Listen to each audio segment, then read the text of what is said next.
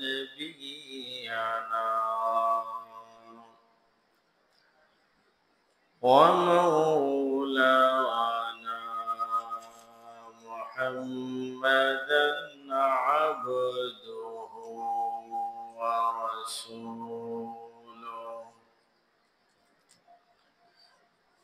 أما بعد فقد قال الله تبارك وتعالى في كلامه المجيد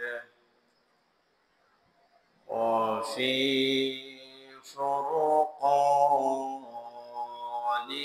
الحميد.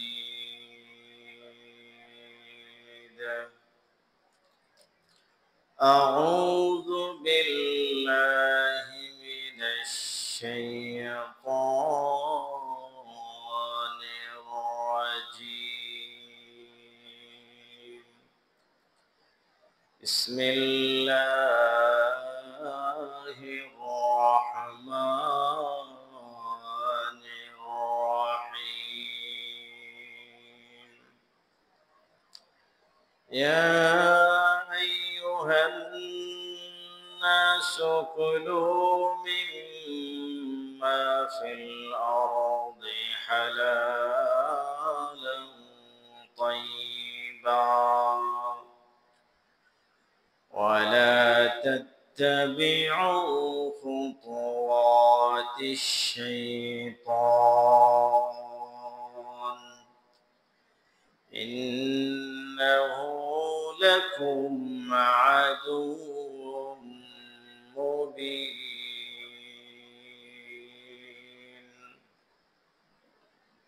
عن عمر بن الخطاب رضي الله تعالى عنه أن رسول الله صلى الله عليه وسلم قال: ثمن القينة سحت وغناؤها حرام والنظر إليها حرام وثمنها مثل ثمن الكلب وثمن الكلب سحت ومن نبت لحمه على السحت فالنار أولى به أو كما قال رسول الله صلى الله عليه وسلم. اللهم صل على محمد وعلى آل محمد كما صليت على إبراهيم وعلى آل إبراهيم إنك حميد مجيد. اللهم بارك على محمد وعلى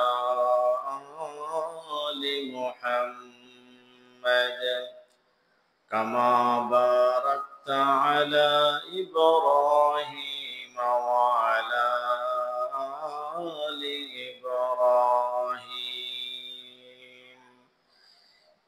إنك حميد مجيد.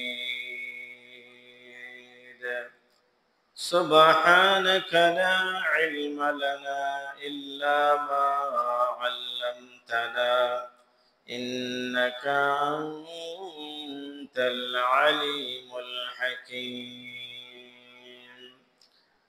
رب اشرح لي صدري ويسر لي أمري واحلل عقدة من لساني يفقه قولي. আলহামদুলিল্লাহ, মহান রব্বুল আলামিনের অসংখ্য অগণিত শুকরিয়া যে মহান রব্বুল আলামিন আমাদেরকে অত্যন্ত দয়া এবং মায়া করে আজ জুমাবার দিন দুনিয়ার সমস্ত ঝামেলা থেকে ফারিগ করে আল্লাহ পাক রব্বুল আলামিন আমাদেরকে মসজিদে হাজির হওয়ার তৌফিক দান করেছেন। তাই আমরা মহান রব্বুল আলামিনের দরবার ও শুকরিয়া আদায় করি আলহামদুলিল্লাহ।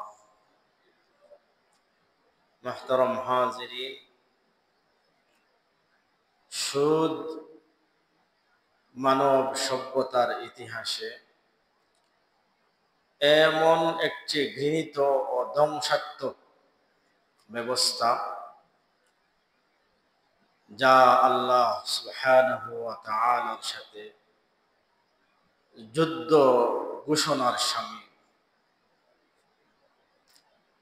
এবং এটি এমন একটি বিষয় যেটা সমাজের অর্থনৈতিক যে ভারসাম্য আছে, এই অর্থনৈতিক ভারসাম্যকে সুদ নষ্ট করে দেয়, ধ্বংস করে দেয়। ধনী এবং গরিবের মধ্যে বিভাজন সৃষ্টি করে, ধনীর প্রতি গরিবের ক্ষোভ সৃষ্টি হয়, রাগ সৃষ্টি হয়। ফলে এটা এই সুদ ধনী এবং গরিবের মধ্যে বিভাজন সৃষ্টি করে এবং মানবিক সহানুভূতি, একে অন্যর প্রতি দয়াদ্রতা দেখানো, সহানুভূতিটা দেখানো, ন্যায়ের ভিত্তিতে, ন্যায়ের যে ভিত্তি আছে, ইনসাফের যে ভিত্তি আছে, এই ন্যায় এবং ইনসাফের ভিত্তিকে ভেঙ্গে চুরমার করে দেয়। যেখানে দান, পরস্পর একে অন্যকে সহযোগিতা, ভ্রাতৃত্ব থাকা উচিত ছিল, যে সমাজে একজনের প্রতি আরেকজন, একজনকে আরেকজন সহযোগিতা করবে, একজন আরেকজনকে কোনো কিছু দিবে, পরস্পরে ভ্রাতৃত্ব থাকবে, এগুলাকে এই সুদ ব্যবস্থা নষ্ট করে দেয়। নষ্ট করে তার স্থানে লোভ সৃষ্টি করে, শোষণ সৃষ্টি করে এবং আত্মকেন্দ্রিকতা কি করে সৃষ্টি করে। এই সুদ শুধু একটি লেনদেন নয়, এটি শোষণের একটি প্রতীক। মানুষকে শোষণ করা, শোষণ নেওয়ার একটা প্রতীক। এর দ্বারা সমাজে যারা ধনী আছে, পুঁজিবাদীরা আছে, এরা আরো দিন দিন ধনী হইতে থাকে। সুদ ব্যবস্থার দ্বারা সমাজে যারা পুঁজিবাদীরা আছে, ধনী আছে, এরা দিন দিন কি হইতে থাকে? সুদী মহাজনরা দিন দিন সম্পদের পাহাড় করে ধনী হইতে থাকে। আর যারা গরিব, এরা নিঃশেষ হয়ে যায়, বাড়ি ঘর বিটা ছাড়া হয়ে যায় কোন সময়। যার সামান্য একটা প্রয়োজনে গরিব যদি কারো কাছ থেকে সুদের ভিত্তিতে টাকা আনে, ঋণ আনে, তাহলে এই সুদের বন্ধনে জড়িয়ে সারা জীবন সে দাসত্বের শৃঙ্খলে বন্দী হয়ে যায়, আবদ্ধ হয়ে যায়। এভাবে সমাজে দয়া ও পরস্পরের সহযোগিতা জায়গায় নিষ্ঠুরতা, লোভ, লালসা, এগুলা সমাজের মধ্যে কি ছড়িয়ে পড়ে। সেখানে বরকত থাকে না, নষ্ট হয়ে যায়। এজন্য কোরআনুল কারীমে আল্লাহ পাক রব্বুল আলামিন বলেন, ইয়ামহাকুল্লাহুর রিবা ওয়া ইউরবিস সাদাকাত। আল্লাহ সুদকে মিটিয়ে দিয়েছেন, সুদকে মিটিয়ে দিয়েছেন। সুদের উল্লেখযোগ্য 15টি ক্ষতি রয়েছে। এর মধ্যে থেকে উল্লেখযোগ্য একটা ক্ষতি হলো যে এক সময় তার এই সম্পদ বিনষ্ট হয়ে যায়। শুধু মহাজনের সম্পদ এক সময় বিনষ্ট হয়ে যায়, নষ্ট হয়ে যায়, এটা তার হাত ছাড়া হয়ে যায়। এতে তার হাতে নষ্ট হোক, অথবা তার ছেলের হাতে নষ্ট হোক, অথবা তার নাতির হাতে নষ্ট হোক, যে কাহারো হাতে এই এই ধনভাণ্ডার, এই সম্পত্তি নষ্ট হয়ে যাবে, এটা নিশ্চিত। যদি তার হাতে নষ্ট না হয়, যে সে সুদের মাধ্যমে যে সম্পদের পাহাড় গড়েছিল, যদি তার হাতে নষ্ট না হয়, তাহলে তার ছেলের হাতে নষ্ট হবে। যদি তার ছেলের হাতে নষ্ট না হয়, তাহলে তার নাতির হাতে নষ্ট হবে। যে কোনো এক প্রজন্মের হাতে নষ্ট হবে যে হবে। কারণ আল্লাহ পাক রব্বুল আলামিনের কথা অবশ্যই সত্য, এর মধ্যে সামান্যতম যাররা পরিমাণ সন্দেহের কি নাই, অবকাশ নাই। আল্লাহ বলেছেন ইয়ামহাকুল্লাহুর রিবা, যে আল্লাহ সুদকে মিটিয়ে দেন, নিঃশেষ করে দেন। ওয়ায়ুরবিস সাদাকাত, আর সাদাকাকে আল্লাহ পাক রব্বুল আলামিন বাড়িয়ে দেন। আল্লাহ সূরা বাকারার 276 নম্বর আয়াতে বলেন ইয়ামহাকুল্লাহুর রিবা ওয়ায়ুরবিস সাদাকাত, আল্লাহ সুদকে নিশ্চিহ্ন করে দেন, আর সাদাকাকে আল্লাহ পাক রব্বুল আলামিন দ্বিগুণ বাড়িয়ে দেন। সুদী মহাজনদের হাত থেকে একসময় সম্পদ চলে যায়, আর যারা সদকা করে আল্লাহর রাস্তায়, এদের সম্পদ বৃদ্ধি হইতে থাকে। ওয়ায়ুরবিস সাদাকাত।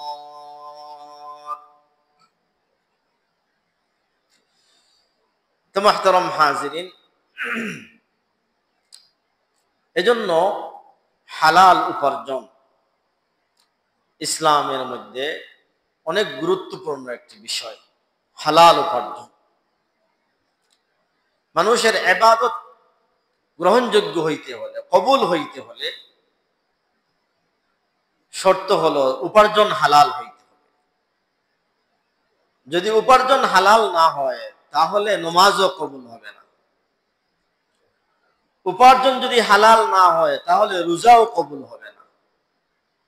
অর্থাৎ এক কথায়, উপার্জন যদি হালাল না হয়, তাহলে কোনো ইবাদত আল্লাহ পাক রব্বুল আলামিনের কাছে গ্রহণযোগ্য নয়। এতে সে সমাজে যত বুজুর্গি দেখাক না কেন, যতই নামাজ পড়ুক না কেন, যতই রোজা রাখুক না কেন, যতই নিজেকে আল্লাহ ওয়ালা হিসাবে সমাজে প্রকাশ করুক না কেন, যদি তার উপার্জন হারাম হয়, তাহলে এগুলা কাজ দিবে না। তার কোনো ইবাদত আল্লাহ পাক রব্বুল আলামিনের কাছে গ্রহণযোগ্য নয়। এজন্য আল্লাহ পাক রব্বুল আলামিন কুরআনুল কারীমের সূরা বাকারার 168 নম্বর আয়াতের মধ্যে আল্লাহ পাক রব্বুল আলামিন বলেন ইয়া আইয়ুহান নাসু কুলু মিম্মা ফিল আরদি হালালান তাইয়্যিবা ولا تتبعوا خطوات الشيطان إنه لكم عدو مبين। আল্লাহ পাক রব্বুল আলামিন সূরা বাকারার 168 নম্বর আয়াতের মধ্যে আল্লাহ বলেন ইয়া আইয়ুহান নাস, হে লোক সকল, কুলু মিম্মা ফিল আরদি হালালান তাইয়্যিবা, কুলু মিম্মা ফিল আরদি হালালান তাইয়্যিবা, জমিনের মধ্যে যা কিছু হালাল বৈধ আছে, এগুলাকে তোমরা কি করো, ভক্ষণ করো, খাও।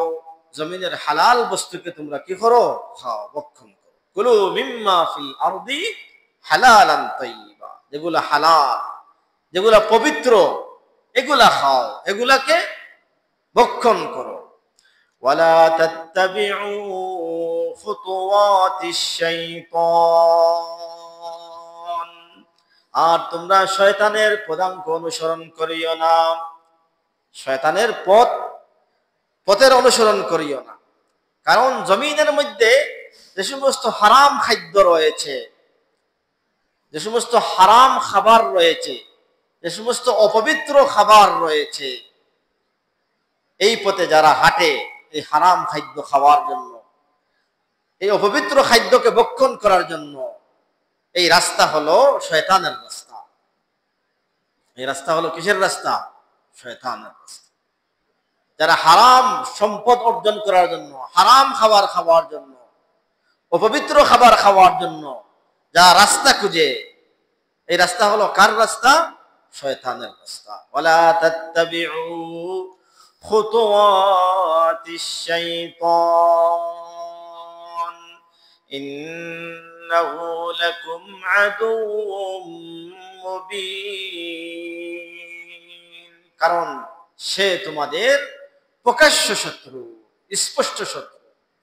সে চাইবে যে কোনোভাবে তোমাদের ভিতরে হারাম খাবারকে ঢুকিয়ে দিতে, যাতে তোমাদের অন্তর কলুষিত হয়ে যায়, অন্তর মরে যায়, অন্তর আল্লাহর দিকে ধাবিত না হয়। কারণ হারাম খাবার খাইলে আত্মা, দিল মরে যাবে, আল্লাহর দিকে ধাবিত হবে না, বরকত নষ্ট হয়ে যাবে। এজন্য শয়তান চায় যে তোমাদেরকে জমিনের হারাম খাদ্য ভক্ষণ করানোর জন্য, অপবিত্র খাদ্য খাওয়ানোর জন্য শয়তান তোমাদের জন্য আপ্রাণ চেষ্টা করে। অতএব জেনে রাখো, সে তোমাদের প্রকাশ্য শত্রু। এজন্য শত্রুকে শত্রু জেনে যে তার থেকে বেঁচে থাকবে না, সে তো অবশ্যই ক্ষতিগ্রস্ত হবে।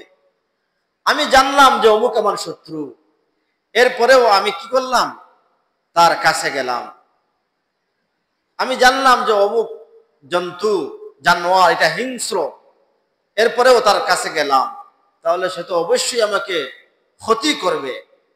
আমি জানলাম এটা সাপের গর্ত, এরপরেও আমি কি করলাম? হাত দিলাম, তাহলে সে তো অবশ্যই আমাকে দংশন করবে। এজন্য আমি আল্লাহ জানিয়ে দিয়েছি যে শয়তান তোমাদের প্রকাশ্য শত্রু, স্পষ্ট শত্রু। অতএব তোমরা শয়তানের থেকে তোমরা বেঁচে থাকো।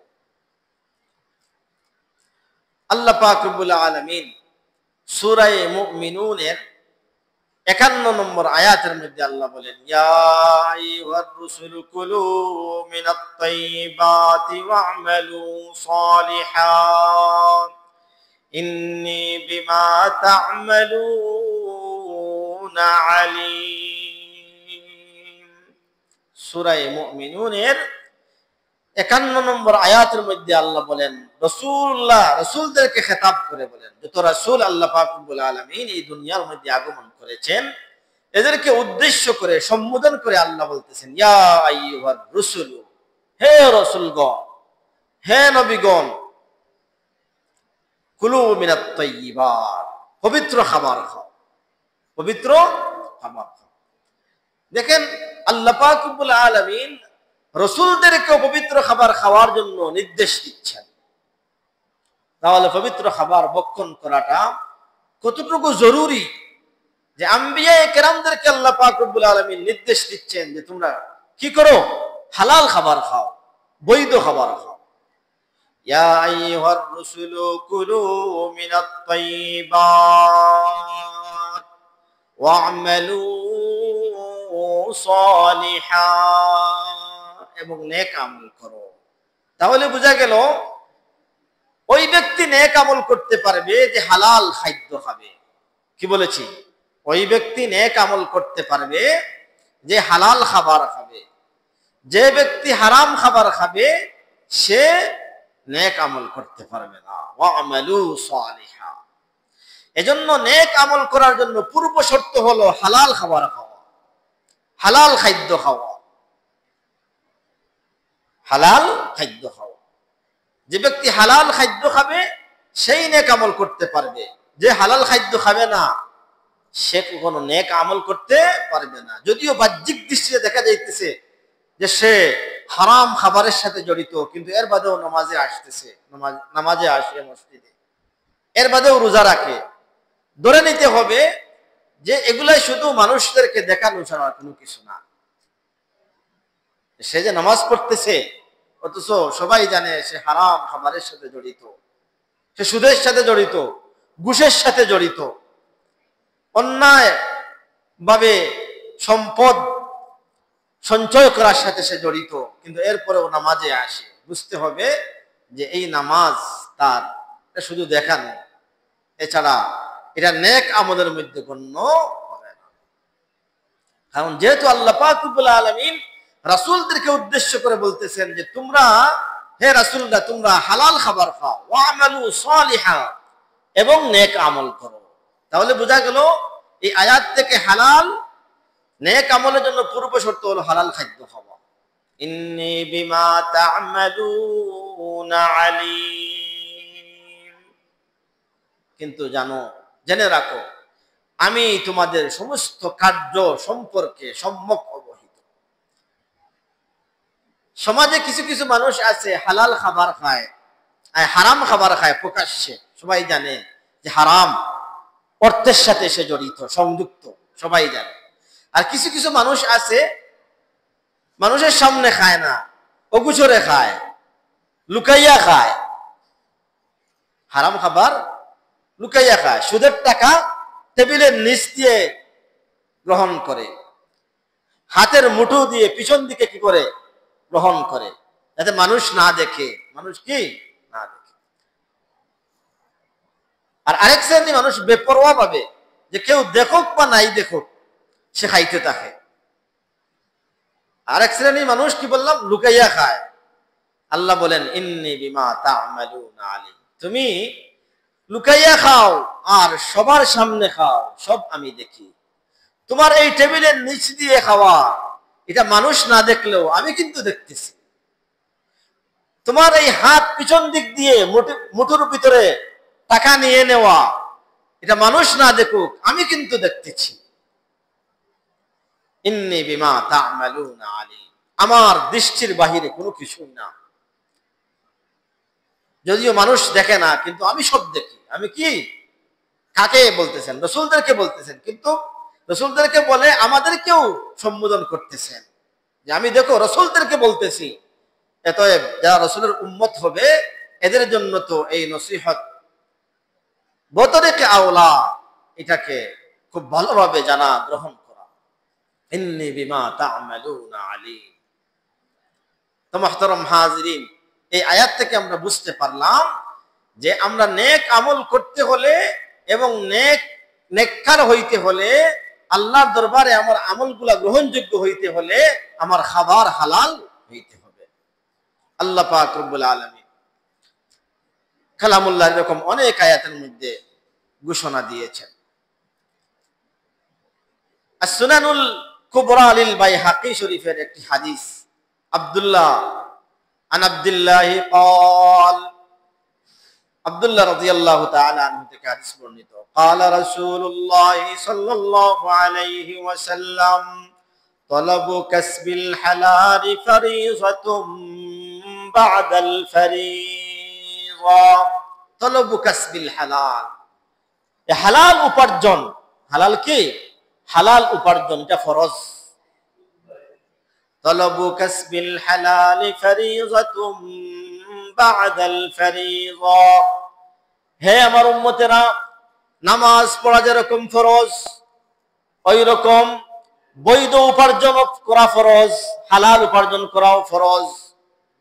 রোজা রাখা যেরকম ফরজ, এরকম হালাল উপার্জন করাও ফরজ। যাকাত দেওয়া, ধনীদের উপরে যাকাত দেওয়া যেরকম ফরজ, এইরকম হালাল উপার্জন করাও ফরজ। তলবু কাসবিল হালালি ফারিযাতুম বা'দাল ফারিযা। যে অন্যান্য ফরজের ন্যায়ও আরেকটি ফরজ হলো বৈধ উপার্জন, হালাল উপার্জন। অতএব যে ব্যক্তি হারাম পন্থায় মাল উপার্জন করলো, হারাম পন্থায় সম্পদ গড়লো, সে ফরজ তরক করলো। কি তরক করলো? ফরজ তরক করলো, ফরজ লঙ্ঘন করলো। আর ফরজ লঙ্ঘন করলে সওয়াব না শাস্তি? শাস্তি। ফরজ লঙ্ঘন করলে কঠোর শাস্তি। যেরকম নামাজ না পড়লে কঠোর শাস্তি দেওয়া হবে, কোন কোন ক্ষেত্রে হালাল বৈধ খাবার পরিহার করার কারণে এর চাইতে আরো বেশি শাস্তি দেওয়া হবে জাহান্নামের মধ্যে। আল মুজাবুল কাবীর লিত-তাবরানীর আরেকটি হাদিস ওমর ইবনুল খাত্তাব রাদিয়াল্লাহু তাআলা আনহু থেকে বর্ণিত। عن عمر بن الخطاب رضي الله تعالى عنه أن رسول الله صلى الله عليه وسلم قال ثمن القينة سحت। আব্দুল্লাহ ইবনে ওমর রাদিয়াল্লাহু তাআলা আনহু থেকে বর্ণিত রাসূলুল্লাহ সাল্লাল্লাহু আলাইহি ওয়াসাল্লাম বলেছেন, সামানুল কাইনাতি সুহতুন, গায়িকার উপার্জন হারাম। গায়িকার উপার্জন হারাম। আমাদের দেশে কিছু যুবকরা আছে না, যে গানের আসর জমায়, গানের মাহফিল করে, আর বিভিন্ন গায়িকাদেরকে এনে গান গাওয়ায়, এরপরে মোটা অঙ্কের টাকা দেয়। মোটা অঙ্কের কি টাকা দেয়। তাহলে এই দেওয়াটাও হারাম, আর যে গায়িকা এসে গান গেয়ে টাকা নিয়ে গেল, তার এই উপার্জনও হারাম। তার এই উপার্জনও কি, গায়ক হোক আর গায়িকা হোক, গায়িকার কথা বলা হয়েছে, তার মধ্যে গায়কও কি শামিল। গায়ক গায়িকা যারা গান গায়, যারা কি গায়, গান গায়, গান গেয়ে যুবকদের উন্মাদনাকে উছলিয়ে দেয়, এদের এই উপার্জন হালাল না হারাম? হারাম। সামানুল কাইনাতি সুহতুন ওয়া গিনাউহা হারামুন, তার উপার্জন অবৈধ এবং গান কি, তার গান শোনা হারাম। গান শোনা কি, গান শোনা হারাম না হালাল? হারাম না হালাল? হারাম। গান শোনা হারাম। গান আজ বর্তমান সময়ের যুবকেরা দেখা যায় রাস্তাঘাটে হাটে মাঠে হাঁটে, কিন্তু তার কানের মধ্যে ইয়ারফোন লাগানো, কি ওয়াজ শুনে, গান শুনে। গান ওয়াজ খুব কম যুবকরাই শুনে, গান শুনে। আর কিছু কিছু যুবক আছে যে সে তো শুনবেই শুনবে, আরেকজন না শুনতে না চাইলেও তাকে শুনিয়ে দিবে। এই যে কি বড় বড় স্পিকার আছে না, স্পিকার দিয়ে গান ছেড়ে দিল, আর সেও গুনাহগার হইল, আরো 5 জনকে গুনাহগার বানাইল, আরো 5 জনকে গুনাহগার বানাইল। আপনি গান শুনবেন, আপনি জাহান্নামী হবেন। আপনি আপনার একা শুনেন, আপনি যে ইয়ারফোন দিয়ে শুনতেছেন, আপনি শুনেন, জাহান্নামী যখন হবেন শুনেন। আরেকজনকে কেন জোর করে আপনি শুনাইতে চান? অথচ যেগুলা বাদ্যযন্ত্র, যেগুলা যারা বিক্রি করে, এদের অনেক বাদ্যযন্ত্রের প্যাকেটের গায়ে লেখা থাকে যে তুমি এই বাদ্যযন্ত্র দ্বারা অন্য কাউকে ডিস্টার্ব করবে না, তুমি তোমার শোনার জন্য ক্রয় করেছো, তুমি তোমার একাই শুনবে, অন্যকে ডিস্টার্ব করবে না। কিন্তু অন্য শুনতে না চাইলেও বড় বড় স্পিকার লাগিয়ে তাকে শুনিয়ে দেওয়া। তো কি করছো? তোমার তো গুনাহ তোমার কাঁধে নিচ্ছ, আরো 5 জনকে যে শুনাইতেছো, এর গুনাহ তোমার অ্যাকাউন্টে অ্যাড হইতেছে। খুব ভালো কাজ করতেছো, নিজে তো গুনাহ করতেছো। এগুলারও জবাব দিতে পারবে কিনা, জাহান্নাম থেকে বাঁচতে পারবে কিনা, তাও আবার নিজের গুনাহের সাথে আরো 10 জনের গুনাহকে অ্যাড করতেছো। বর্তমান সমাজ, যুব সমাজ কি যে একটা নষ্ট হয়ে গেছে। নিজেও গুনাহ করে, আরো গুনাহ নিজের অ্যাকাউন্টে আরো জমা করে।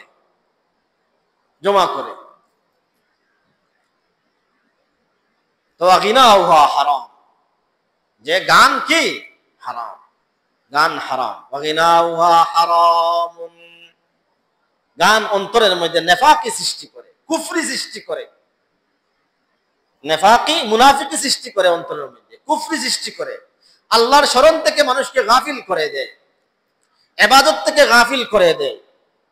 যে যুবক, যে পুরুষ গান শোনায় অভ্যস্ত, সে নামাজ পড়ে না। এটা আপনারা পরীক্ষা করে দেখবেন, নামাজ পড়ে না, নামাজ বিলকুল আসবে না। মসজিদে আপনি তাকে দড়ি দিয়ে বেঁধে টেনে হিসেবে আনতে পারবেন,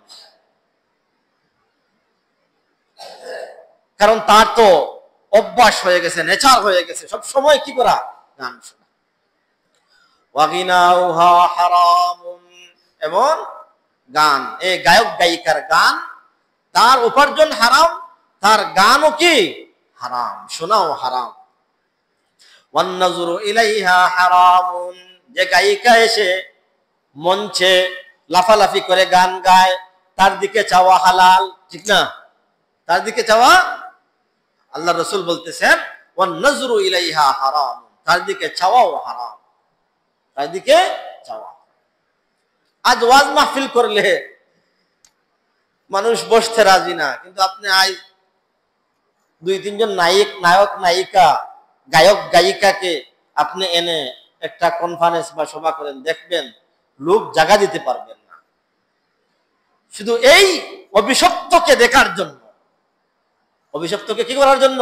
এই মালউনা আর মালউনাকে দেখার জন্য মানুষকে আপনি জায়গা দিতে পারবেন না। মানুষ গুনার দিকে এই পরিমাণ মানুষের আগ্রহ। ওয়ান নাজরু ইলাইহা হারামুন, তার দিকে চাওয়া হারাম, তার দিকে চাওয়া হারাম। তাহলে পুরুষ যদি গান গায় তো মহিলারা যায় না? গ্যালারিতে কি খালি শুধু পুরুষ থাকে না মহিলারাও থাকে? মহিলারাও থাকে। তো মহিলাদের জন্য গায়ককে দেখা হারাম, আর পুরুষের জন্য গায়িকাকে দেখা হারাম। তাহলে মহিলারা যদি গায়িকার গান শুনে দেখে তাহলে হারাম হবে কি? এটাও হারাম, কারণ গান শুনেই হারাম। যদি দেখা হারাম নয়, শোনা তো কি হারাম। ওয়ান নাজরু ইলাইহা হারামুন, আর পর্দানিশীন মহিলাদের জন্য কোনো বেপর্দা মহিলার সামনে যাওয়াও ঠিক না।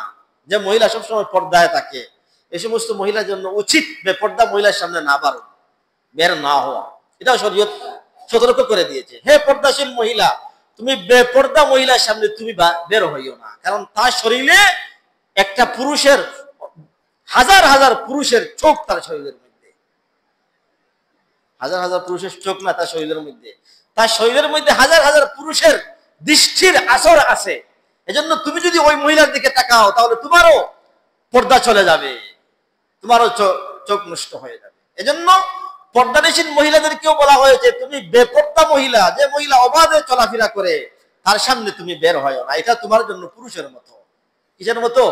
পুরুষের।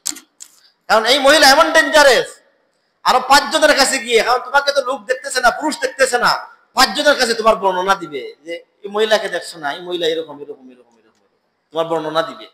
কারণ এই মহিলাকে তো কোনো পুরুষ দেখতে পারে না, এজন্য ওই মহিলা কি করে পুরুষদের কাছে বর্ণনা দেয় ওই মহিলা এমন ডেঞ্জারাস এবং খারাপ বেপর্দা মহিলা।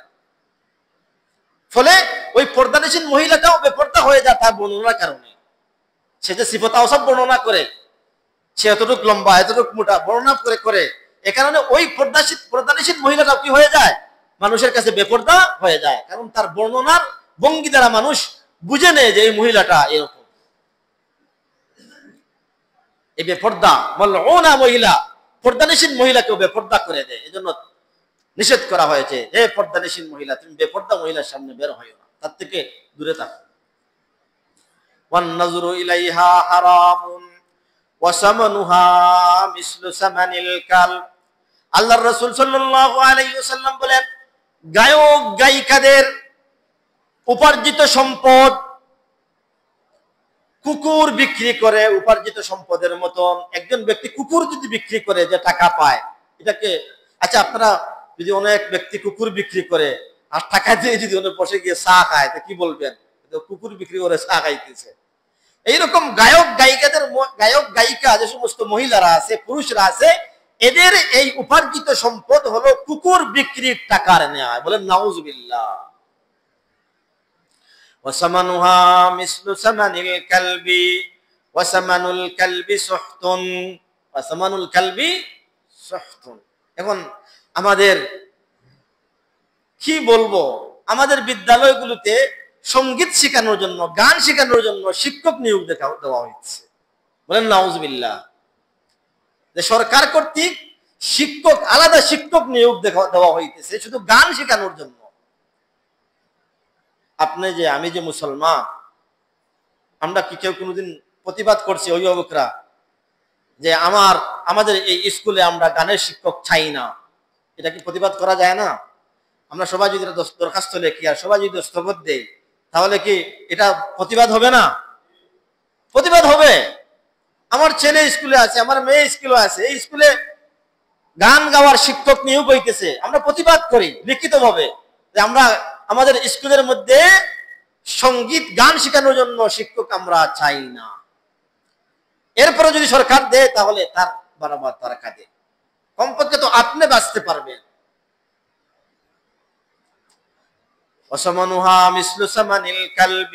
অথচ একজন ধর্ম শিক্ষক শিক্ষা করা, ধর্ম শিক্ষা, মুসলমানদের ধর্ম শিক্ষা পড়ানো হয়, অনেক হিন্দুরা ইসলাম ধর্ম শিক্ষা পড়ায় স্কুলে, আপনারা খবর নিয়ে দেখেন যে ওই স্কুলে মুসলমান শিক্ষক নাই, অথবা একজন দুইজন আছে, বাকি সারা হিন্দু শিক্ষক।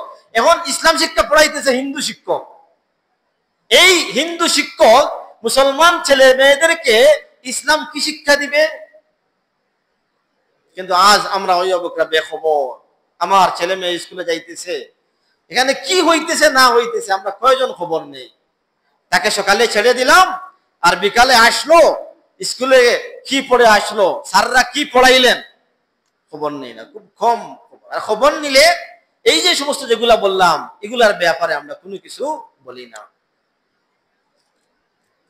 ওয়াসামানুল কালবি সুহতুন ওয়ামান নাবাতাল লাহমুহু আলা সুহতি ফান্নারু আওলা বিহি। আল্লাহর রাসূল সাল্লাল্লাহু আলাইহি ওয়াসাল্লাম বলেন, যে ব্যক্তি শরীরের মধ্যে অবৈধ পন্থায় উপার্জিত সম্পদের একটা ফোঁটা রক্ত হবে, একটা টুকরা মাংস হবে, ওই শরীরের জন্য জাহান্নাম ওয়াজিব। কি বলেন? বলেন নাউজুবিল্লাহ। যে ব্যক্তির উপার্জিত সম্পদ অবৈধ, হারাম, হারাম পন্থায় সম্পদ উপার্জিত করেছে, আর এই সম্পদ দ্বারা তার শরীরের এক ফোঁটা রক্ত হয়েছে, এক টুকরা গোশত হয়েছে, তার সন্তানের এক ফোঁটা রক্ত হয়েছে, এক টুকরা গোশত হয়েছে, তার পরিবারের যে কাহারো, তাহলে এদের জন্য সে জাহান্নামকে ওয়াজিব করে দিল। বলেন নাউজুবিল্লাহ। আরেক হাদিসের মধ্যে আব্দুল্লাহ ইবনে আব্বাস রাদিয়াল্লাহু তাআলা আনহু থেকে হাদিস বর্ণিত, এটাও আল মুআজামুল আওসাত লিত-তাবরানী হাদিস। عن عبد الله بن عباس رضي الله تعالى عنهما قال تليت هذه الآية عند رسول الله صلى الله عليه وسلم। رسول الله صلى الله عليه وسلم এর সামনে এই আয়াত তিলাওয়াত করা হইল। কোন আয়াত? ইয়া আইয়ুহান নাসু কুলু মিম্মা ফিল আরদি হালালান তাইয়্যিবা। হে লোক সকল, হে আমার বান্দারা, তোমরা পাক এবং পবিত্র হালাল খাবার খাও, পাক এবং পবিত্র হালাল খাবার খাও। আল্লাহ বলতেছেন কুরআনুল কারীমের মধ্যে, ফাকামা সাদ ইবনে আবি ওয়াক্কাস। আল্লাহ রাসূলের সামনে যখন এই আয়াত তিলাওয়াত করা হইল, তখন সাদ ইবনে আবি ওয়াক্কাস রাদিয়াল্লাহু তাআলা আনহু দাঁড়িয়ে গেলেন, দাঁড়িয়ে বলেন, ইয়া রাসূলুল্লাহ, ফাকালা ইয়া রাসূলুল্লাহ উদউল্লাহ আন ইয়াজআলানি মুস্তাজাবাদ দাওয়া। আল্লাহর রাসূল, আমি আপনার কাছে আবেদন করতেছি, আপনি আল্লাহ পাক রব্বুল আলামিনের কাছে দোয়া করেন, আল্লাহ যেন আমাকে মুস্তাজাবুদ দাওয়া বানিয়ে দেন। কি বানিয়ে দেন? মুস্তাজাবুদ দাওয়া। মানে মুস্তাজাবুদ দাওয়া কি বুঝেন? মানে দোয়া করলে কবুল হয়ে যাওয়া, তাকে বলে মুস্তাজাবুদ দাওয়া। তো ওই সাদ ইবনে আবি ওয়াক্কাস, সাদ ইবনে আবি ওয়াক্কাস রাদিয়াল্লাহু তাআলা আল্লাহ রাসূলকে কি আবেদন করলেন?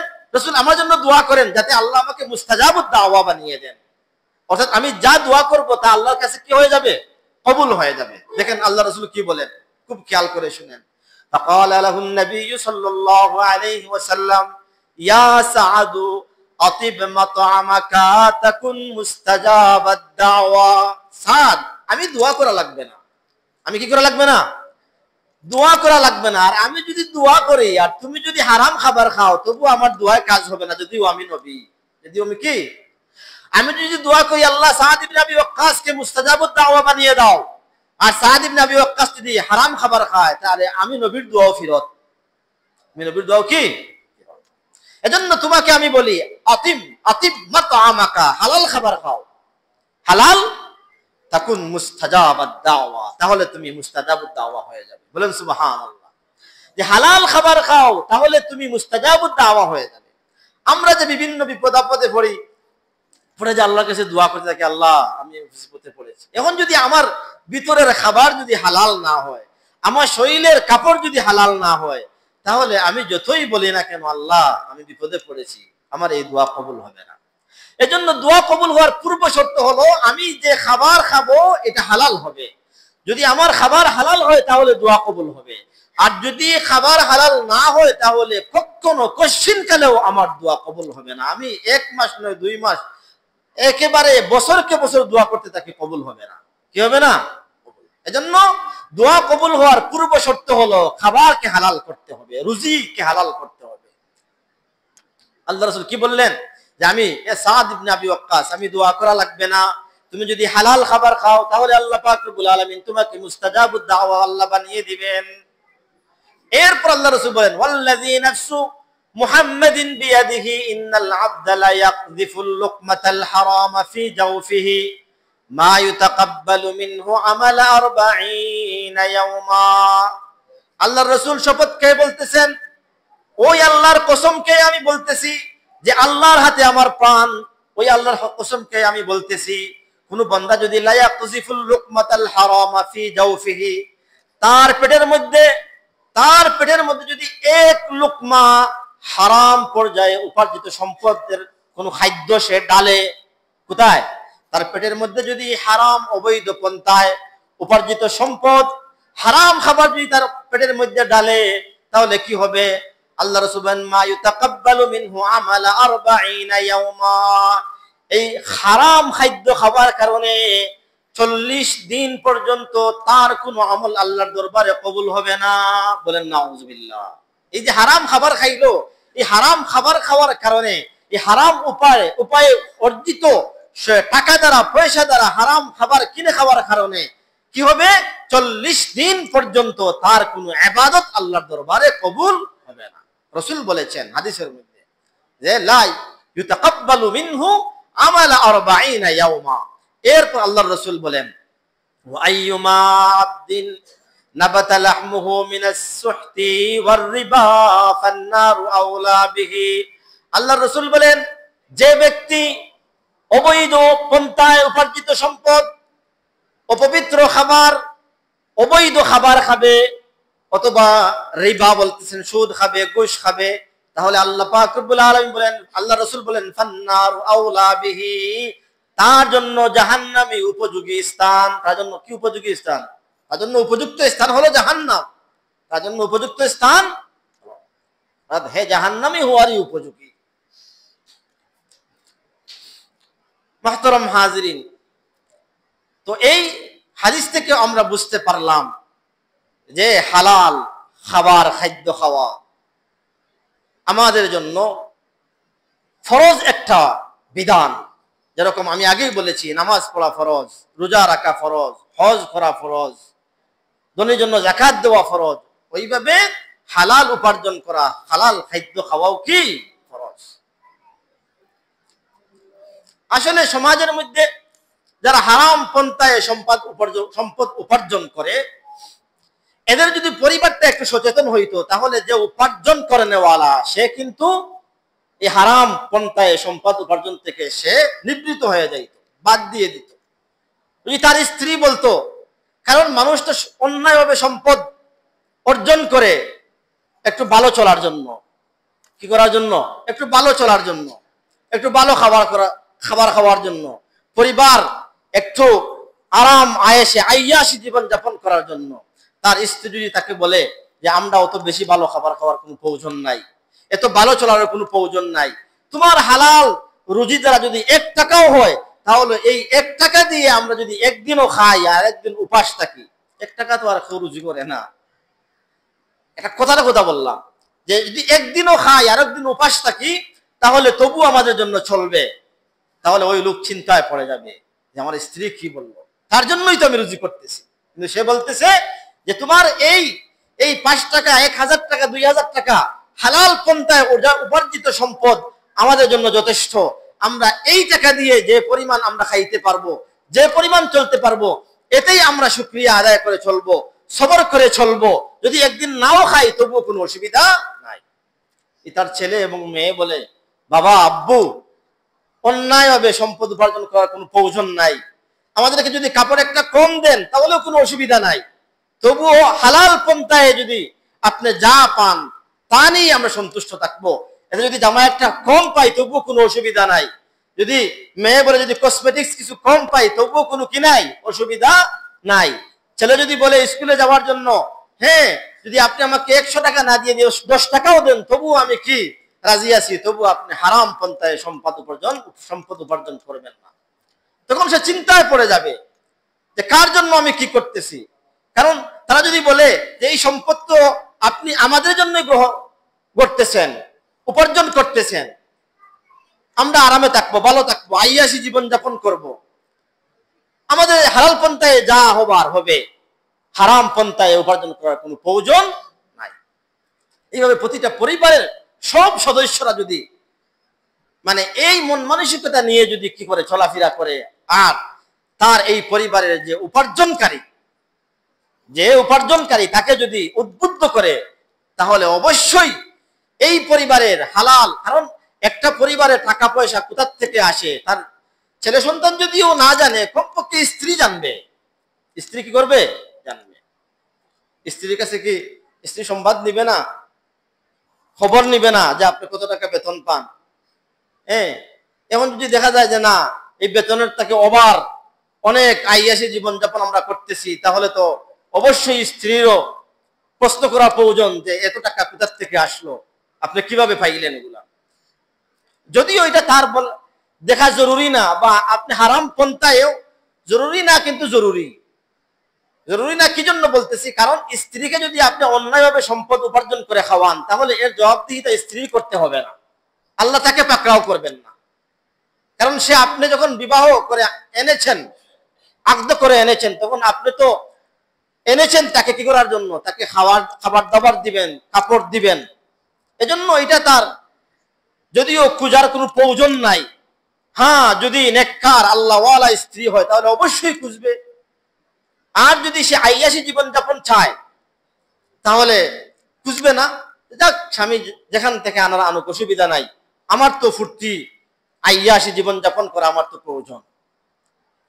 কিন্তু আপনি তো মুসিবতে পড়তেছেন, তাকে তো জিজ্ঞাসা করা হবে না, আপনার ছেলে মেয়েকে তো জিজ্ঞাসা করা হবে না। জিজ্ঞাসা তো করবে আল্লাহ পাক রব্বুল আলামিন আপনাকে, ওয়া আন মালিহি মিন আইনা ইকতাসাবাহু ওয়া ফীমা আনফাকাহু। যে 5টা প্রশ্ন করা হবে কিয়ামতের দিন, মানুষ যখন কবর থেকে উঠবে। আল্লাহর রাসূল লম্বা হাদিসের মধ্যে বলেছেন যে 5টা প্রশ্নের জবাব না দেওয়া পর্যন্ত কোনো বনি আদম তার আপন জায়গা থেকে পাও সরাইতে পারবে না। এর মধ্যে থেকে একটা প্রশ্ন হলো ওয়ান মালিহি মিন আইনা ইকতাসাবাহু। তুমি যে সম্পদ অর্জন করেছিলে, সম্পদ যে কামাই করেছিলে, কোন পন্থায় কামাই করেছো, এটা একটু হিসাব দাও না আমার কাছে। সম্পদ যে উপার্জন করেছো, এটা কোন পন্থায় করেছো, তোমার আমদানির সিস্টেমটা কিরকম ছিল, ওয়া ফীমা আনফাকাহু, এবং রফতানি কোথায় করেছো, কোথায় খরচ করেছো, এটারও ওটা হিসাব দাও। এই একটা সওয়াল, আরো 4টা সওয়াল আছে। এই একটা প্রশ্ন 4টার সাথে আরেকটা 5টা, এই প্রশ্নগুলোর জবাব না দেওয়া পর্যন্ত কোন বনি আদম সন্তান কিয়ামতের মাঠ থেকে সামান্যতম তার পাওকে এদিক সেদিক করতে পারবে না। এগুলো আমার মুখের কথা নয়, হাদিসের কথা। এজন্য মুহতারাম হাজিরিন, আমরা